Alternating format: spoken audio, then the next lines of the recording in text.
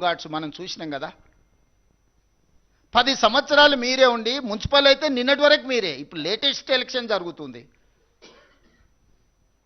ఇప్పుడు మళ్ళీ మాకు ఓటేయండి అని బీఆర్ఎస్ అడుగుతుంది. అసలు అంటే ఏ మాత్రం కూడా మొహమాటం కానీ, అసలు సమాజం ఏమనుకుంటుంది మనం ఇంత బరితెగించి మాట్లాడడం వల్ల?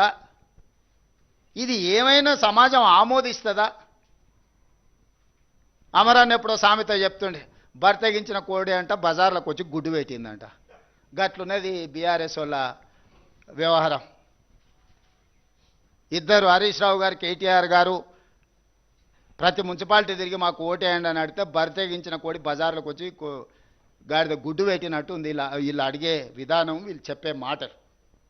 మీరు లేనిది ఏదన్నా ఉంటే ఇప్పుడు మీకు కొత్తగా ఇస్తే మీరు ఏదన్నా చేస్తారని అనుకోవచ్చు. 20 లక్షల కోట్ల రూపాయలు మీకు ఇస్తే పేదోళ్ళకి ఇండ్లు కట్టించిండ్రా? ఇండ్ల సంగతి చాలా దూరం, అసలు రేషన్ కార్డులు అన్ని ఇచ్చిండ్రా? సన్న బియ్యం ఇవ్వాలని వెనకటి చెప్పిండు కేసీఆర్ గారు.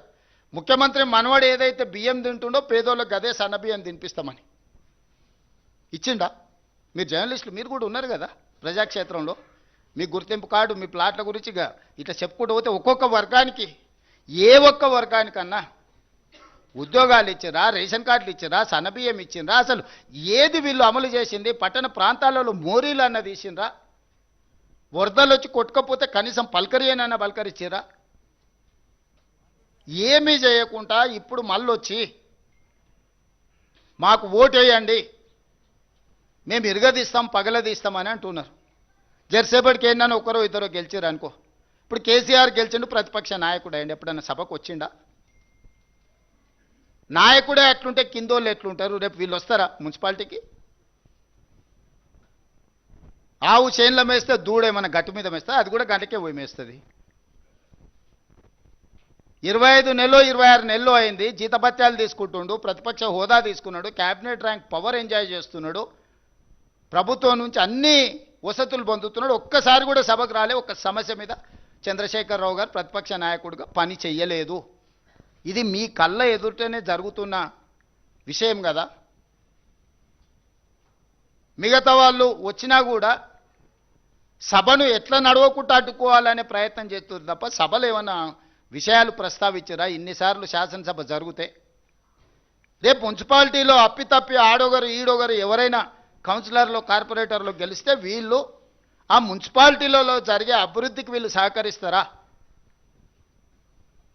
బీఆర్ఎస్కి అసలు అర్హత ఉన్నదా ఓటు అడగడానికి?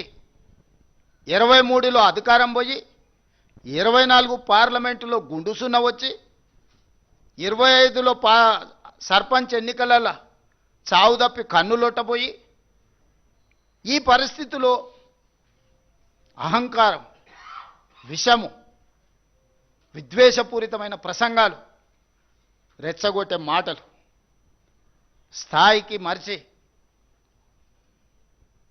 చూస్తుంటే మా ఈగల్ టీంకు చెప్పాల్సి వచ్చేటట్టుంది.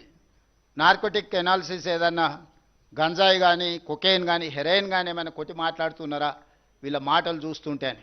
ఎందుకంటే హోష్లో లేకుండా ఉన్నోడు అట్లాంటి మాటలు మాట్లాడతాడు. హోష్లో ఉన్నోడు, ఈ సమాజం పట్ల బాధ్యత ఉన్నోడు, పెద్ద పెద్ద చదువులు చదువుకున్నా అనుకునేటోడు మాట్లాడే మాటలేనా? ఇలాంటి వాళ్ళకి ఈరోజు ఓటేయమని అడిగితే వాళ్ళు అడుగుతారు. ఎందుకంటే వాళ్ళకి దోపిడీ అలవాటు పడ్డది. ఏ రూపాయి కూడా ఇసుక వదలే, గాలి వదలే, నీరు వదలే, ఇండ్లు వదలే, ఏది వదలే. లాస్ట్కు భార్యాభర్తలు మాట్లాడుకునే టెలిఫోన్ సంభాషణలు కూడా వదలలే వాళ్ళ పైశాచిక ఆనందానికి. ఇదొక మానసిక రోగం, జబ్బు. ఇప్పుడు వీళ్ళు వచ్చి ప్రతిపక్షాలను, జడ్జులను, జర్నలిస్టులను, సినిమా తారల్ని, భార్యాభర్తల్ని ఎవరిని వదిలేలే వీళ్ళ పైశాచిక ఆనందంగాని. ఒక మానసిక రోగంతో, ఒక ఉన్మాదంతో టెలిఫోన్ ట్యాపింగ్ను అడ్డం పెట్టుకొని వ్యాపారస్తుల ఫోన్లు ట్యాపింగ్ చేసి వాళ్ళని బెదిరించి 100 కోట్ల రూపాయల ఎలక్టోరల్ బాండ్స్, 100 ఎకరాల భూములు రాయించుకున్నారని విచారణల విస్తుపోయే విషయాలు బయటకు వచ్చినాయి. అసలు ఈ చేసిన తప్పిదాలకు పోలీస్ అధికారులు నేరగాళ్ళను పట్టుకొచ్చినప్పుడు సిగ్గయ్య నేరగాళ్ళు ముఖానికి నల్ల ముసుగేసుకొని వస్తారు, కండ్లకు మాత్రం ఇట్లా బొక్కలు పెట్టి. అది పోలీసులు వేయరు, వాళ్ళే వేసుకుంటారు. ముఖాన్ని సమాజానికి చూపించక రేపు మళ్ళీ బజార్లో పోయినప్పుడు ప్రజలు చీదరిస్తారు, చీకొడతారు అని చెప్పి ముసుగు తోడుకొని వస్తారు.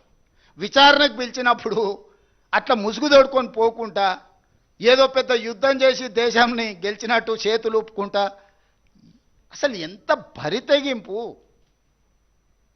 మాటలు, చేతలు,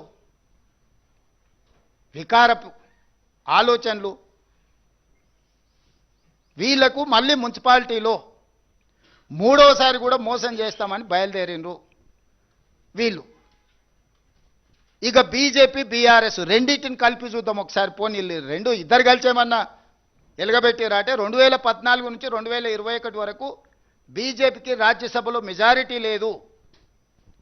ఏ బిల్లు వచ్చినా రాజ్యసభలో ఓటు వస్తే జోగిన్పల్లి సంతోష్రావు గారు స్పెషల్ ఫ్లైట్లో పోయి రైతు వ్యతిరేక నల్ల చట్టాలు తీసుకొచ్చినప్పుడు ఓటేసింది. ప్రతి నిమిషం రాజ్యసభలో పహారా ఏసీ బీజేపీని కాపాడినారు. వీళ్ళిద్దరూ దాదాపుగా 2022 వరకు పూర్తిగా మమేకమైపోయి,